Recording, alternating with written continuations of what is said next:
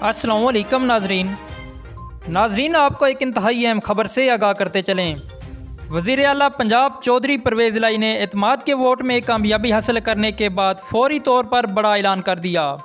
آپ کو مکمل تفصیلات سے آگاہ کریں گے، لیکن اس سے قبل آپ سے گزارش ہے کہ ہماری اس ویڈیو کو لائک کر دیں اور مزید اپڈیٹس حاصل کرنے کے لیے ہمارے اس چینل کو سبسکرائب کر دیں۔ جی تو ناظرین آپ کو آگاہ کرتے چلیں، وزیر اعلیٰ پنجاب چودھری پرویز الہی نے اعتماد کے ووٹ میں ایک کامیابی حاصل کر لی ہے، جس کے بعد گورنر پنجاب بلیغ الرحمان نے ان کو ڈی نوٹیفائی کرنے والا نوٹیفیکیشن واپس لے کر اسمبلی کو بحال کر دیا ہے۔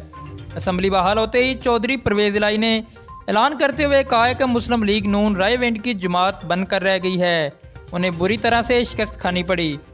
چودھری پرویز الہی کا کہنا تھا کہ عمران خان کے حکم کا انتظار ہے، وہ جب کہیں گے اسمبلی کو فوری طور پر تحلیل کر دوں گا۔